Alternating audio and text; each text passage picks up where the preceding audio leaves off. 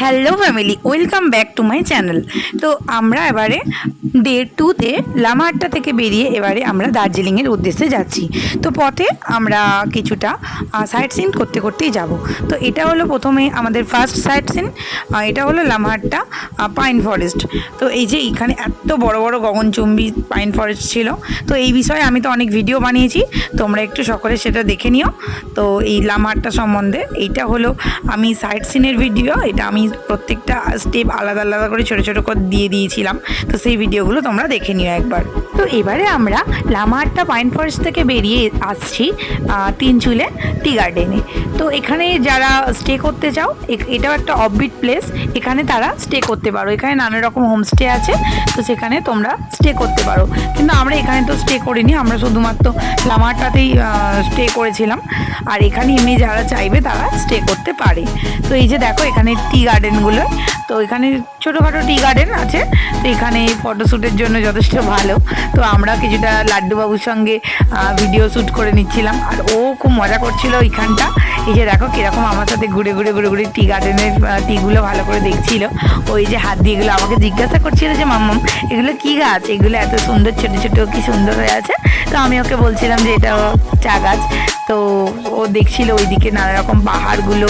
তো ও যেহেতু ছোটোবেলায় এই ফার্স্ট পাহাড়, তো এই ধরনের অ্যাটমসফিয়ারে তো কখনো আসেনি, তো ওর মানে ব্যাপারটা খুব সুন্দর লাগছিল। তো এই সকলে মিলে আমরা এখানে কিছুটা সময় কাটানোর পরে তো আমরা এখন এখান থেকে যাব। তো এখন আমাদের গাড়ি আবার ছুটবে নেক্সট ডেস্টিনেশনের জন্য, লেপচা জগৎ। লেপচা জগৎ এখানেও বিশাল বড় বড় পাইন ফরেস্ট আছে। লামাহাট্টার যে পাইন ফরেস্ট আছে তার থেকেও গভীর হলো এখানকার পাইন ফরেস্ট। তো এই যে দেখো কি বড় বড়। তো এই যে আমরা এখানেও একটু কিছুক্ষণ সময় কাটিয়ে নিলাম।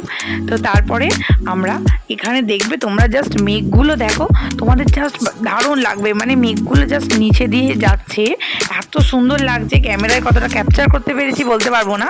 তো মানে দৃশ্যটা সত্যি মনোরম, সত্যি মনোরম, মানে মন ছুঁয়ে যাবে, এতটাই সুন্দর লাগছিল। এই যে দেখো প্রত্যেকটা মানে পাইন ফরেস্ট পুরো মেঘ দিয়ে ঢাকা। তো আমরা প্রথমে যখন এন্ট্রি করি অতটা কিন্তু মেঘ ছিল না, আমরা যখন ওখান থেকে ভিজিট করার পরে বেরোচ্ছিলাম তো ওখানটা পুরোটা মানে রাস্তাটা সমস্ত পুরোটা মেঘে ঢেকে গেছিলো।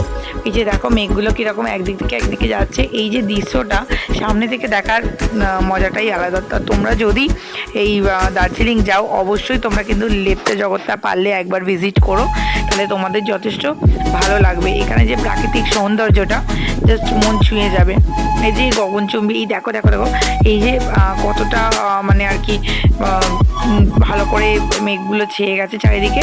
তো এই যে আমরা এখন ওখান থেকে নেপাল বর্ডারের দিকে যাচ্ছিলাম, তো পথে এই যে একটা টয় ট্রেনের সঙ্গে দেখা হলো। তো এই যে আমরা এনার সাথে আমরা এসেছি আর কি, পুরো সাইট সিনটাই এনার সাথেই করছি। তো আপনারাও যদি চান তাহলে এনার সাথে কন্ট্যাক্ট করতে পারেন। तो आपका कॉन्टैक्ट नंबर क्या है? मेरा कॉन्टैक्ट नंबर है 9609086896 और दार्जिलिंग पे हो। और अगर आप लोग दार्जिलिंग आना चाहते हैं तो सीधा मेरे को कॉन्टैक्ट कर दीजिए। होटल वगैरह सब हम लोग अरेंज करते हैं एज अ पैकेज। ठीक, आप लोगों को कोई ज़रूरत नहीं कि एज अ एजेंट थ्रू आने के लिए, सीधा मेरे को कॉल कर दीजिए। होटल होम स्टे जहाँ भी रहना चाहते हैं आप, आउट ऑफ दार्जिलिंग भी और कहीं भी, सिक्किम छोड़ के एज अ वेस्ट बंगाल में हम सब अरेंज कर देंगे। Thank you. তো তো আপনারা সকলে শুনলেন যে এনার কাছে যোগাযোগ করলে আপনারা হোমস্টে বা হোটেল আর গাড়ি সব কিছু অ্যারেঞ্জ হয়ে যাবে। আর ইনি যথেষ্ট খুব ভালো গাড়ি চালান। তো আমরা দুদিন এনার সাথে আর কি সাইট সিন করছি। তো এখন আমরা লামাহাট্টা থেকে এখানে লেপচা জগৎ হয়ে এখন আমরা দার্জিলিং মালরের কাছে যাচ্ছি, ওখানে আমাদের হোটেল বুকিং আছে। তো ইনি যথেষ্ট ভালো করে গাড়ি চালাচ্ছেন। তো তোমরা যদি অবশ্যই এনার সাথে কন্ট্যাক্ট করো। যেহেতু পাহাড়ি রাস্তা তাই জন্য কোনো গ্যারান্টি নেই, তাই জন্য আমরা একটু আগে পর্যন্ত এখানে আমরা এসেছিলাম, তখন ফার্স্টে কত সানলাইট ছিল, কিন্তু এই মুহূর্তের মধ্যে এক্ষুনি মানে আধা ঘন্টা কি 1 ঘন্টা হবে তার মধ্যেই কিন্তু এতটা পরিমাণ মেঘ হয়ে গেল। আর মেঘগুলো এত সুন্দর লাগছে, জাস্ট ভিউটা বলার মতো নয়। আমি এতটা হয়তো ক্যাপচারে দেখাতে পারছি না, কিন্তু জাস্ট অসাম লাগছে, দারুণ লাগছে। তো এখন আমরা যাচ্ছি নেপাল যে সীমানা আছে সেই ভিউ পয়েন্ট দেখার জন্য। কিন্তু এতটাই কুয়াশা, হঠাৎ করেই মানে কুয়াশা নয় সরি, এগুলো আর কি মেঘ, তো এতটাই হয়ে গেছে যে জানি না দেখতে পাবো না। তো যাচ্ছি, এটা মনের ইচ্ছা। যদি এতটা পরিমাণ কুয়াশা মানে বলার মতো নয়, এতটাই মেঘ এগুলো। তো নেপাল বর্ডার তো আমরা গেছিলাম ঠিকই, কিন্তু দুর্ভাগ্যবশত যেহেতু মেঘ হয়ে গেছিলো, আমি প্রথমেই বলছিলাম, তাই দেখতে পাইনি আর তোমাদেরকেও দেখাতে পারলাম না। তোমরা যদি যাও তাহলে যেও, আর দেখো যদি তোমাদের যদি ভাগ্য ভালো থাকে তাহলে নিশ্চয়ই দেখতে পাবে। আর এই যে এটা হলো আমাদের হোটেল সোনালি মেঘ। তো এটা ছিল গান্ধী রোডে।